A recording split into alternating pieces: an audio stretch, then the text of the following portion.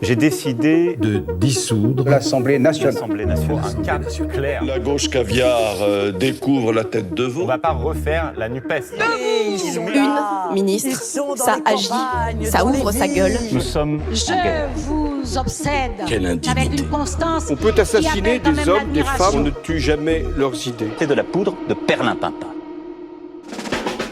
Bonjour, bienvenue dans l'édito politique. C'est une défaite électorale et une page qui se tourne pour la Hongrie. Dimanche 12 avril, Viktor Orban a largement perdu les élections législatives et donc sa place de Premier ministre après 16 ans au pouvoir. 16 années d'une politique autoritaire, nationaliste, illibérale, anti-européenne et pro-Poutine. Jean-Marie Colombani, on peut dire que c'est une victoire pour la démocratie, une libération de la Hongrie même, comme le dit le conservateur pro-européen Péter Mangyár qui a remporté ces élections.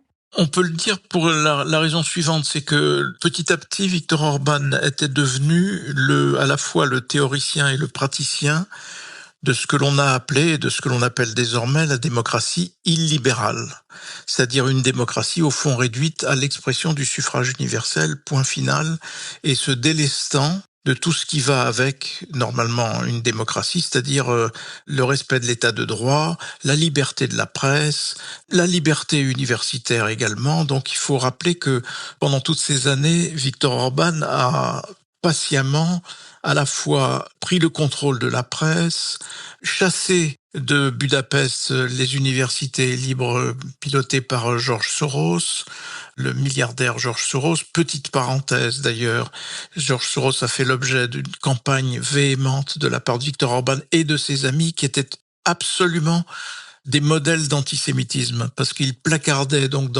sur les murs des villes, et notamment à Budapest, un visage de George Soros, et on ne pouvait pas se méprendre sur la nature de ce qui était présenté, c'est-à-dire vraiment la caricature du juif. Et donc c'était par définition une sorte d'antisémitisme officiel.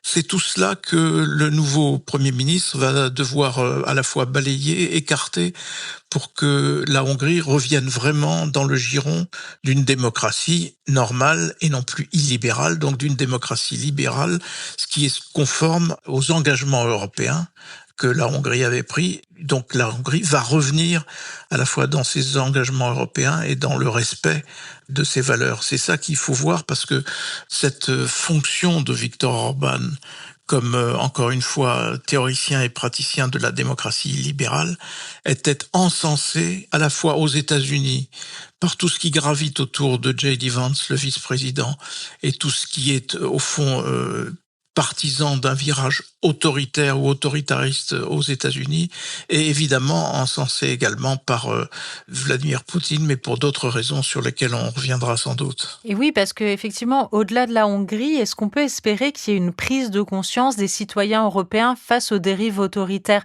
Comme vous le dites, la Hongrie était devenue le modèle de régime illibéral, populiste d'extrême droite, qui faisait un peu des émules en Europe. Il y a d'autres pays qui lui avaient emboîté le pas sans aller aussi loin que ce qu'avait fait Viktor Orban.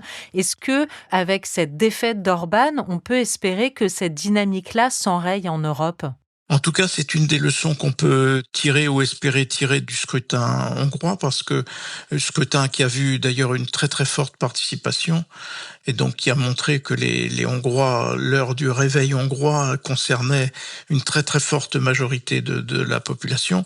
Et là où on commençait à voir ou à décrire ou à anticiper, voire annoncer une sorte de vague d'extrême droite qui allait recouvrir un peu tout le continent européen, au nom du fait d'ailleurs que dans l'histoire, il n'y a pas d'exemple d'un grand virage idéologique qui se soit produit quelque part en Europe qui n'ait pas été transmis au reste de l'Europe d'ailleurs. Et donc l'espoir, c'est que en effet, cette vague d'extrême droite ne se produise pas, voire recule, comme viennent de le montrer les Hongrois. Donc le message, c'est qu'en effet, les Hongrois nous montrent qu'il n'y a pas de fatalité à ce que l'extrême droite l'emporte dans les circonstances qui sont celles du monde d'aujourd'hui. Et au-delà de l'Europe, vous le disiez, c'est un échec pour Orban, mais aussi un échec pour Donald Trump, dont l'administration soutenait Viktor Orban, et un échec pour Poutine aussi, qui, pareil, apportait son soutien aux dirigeants hongrois. Et d'ailleurs, dans la foulée du scrutin de dimanche, on a assisté à un retournement illico du Kremlin qui a annoncé qu'il ne félicitera pas Péter Magyar en disant « Nous n'envoyons pas de félicitations aux pays hostiles ». Ça a pris très peu de temps. Oui, ça a pris très peu de temps, mais il faut dire que Viktor Orban avait donné de tels gages à Vladimir Poutine, non pas d'ailleurs tant je pense, pour des raisons idéologiques que pour des raisons presque de business, parce que Orban avait concédé, par exemple, des installations nucléaires en Hongrie, les avait concédées aux Russes, et par ailleurs, la Hongrie de Orban était devenue un vrai point d'appui de la Russie celle-ci essayait, ou essaye toujours d'ailleurs, de démanteler l'Union européenne. Et donc c'était le cheval de Troie de Poutine dans ses entreprises contre l'Union européenne.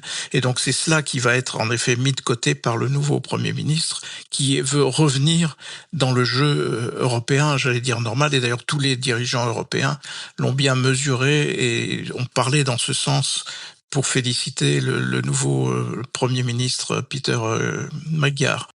S'agissant des États-Unis, c'est un petit peu différent parce que aux États-Unis, c'est plus l'aspect doctrinal, démocratie libérale qui l'emportait, même s'il y avait aussi sa part d'encourager quelqu'un qui, au fond, était un caillou dans la chaussure de l'Union européenne. Donc, ce sont en effet les deux grands perdants de ce scrutin qui sont Poutine et J.D. Vance, et donc Donald Trump. Mais il ne faut pas en oublier un troisième aussi, et qui a pour nom Marine Le Pen. Parce qu'il faut rappeler à ce stade que Marine Le Pen avait donné beaucoup de gages à Viktor Orban, qu'elle s'était au fond inscrite dans ce processus qui mettait en avant la démocratie libérale, qui montrait que les reculs sur l'état de droit, les atteintes aux minorités ethniques comme aux personnes LGBT, la diplomatie pro-russe, rien de tout cela ne faisait reculer Marine Le Pen dans son alliance avec Viktor Orban, qui se traduit par l'appartenance au même groupe au sein du Parlement européen.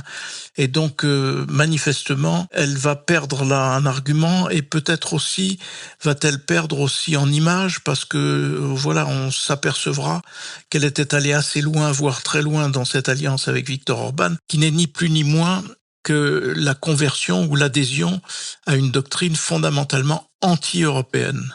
Et donc là où Marine Le Pen feignait d'être, comme disent les journaux, dédiabolisée parce que convertie à l'euro, en fait, elle était surtout convertie à la doctrine Orban, qui n'était autre chose qu'une sorte de sortie progressive de l'Union européenne. C'est un vrai choix anti-européen que celui de l'alliance avec Viktor Orban, et c'est là que la défaite d'Orban et la victoire de Magyar peuvent handicaper dans la suite des événements Marine Le Pen et son parti. Merci beaucoup Jean-Marie Colombani pour cet édito politique. On se retrouve ce vendredi pour Le Monde devant soi. L'édito politique est un podcast de Slate.fr. Présentation, Hélène Decomer. Prise de son, montage et réalisation, Aurélie Rodriguez.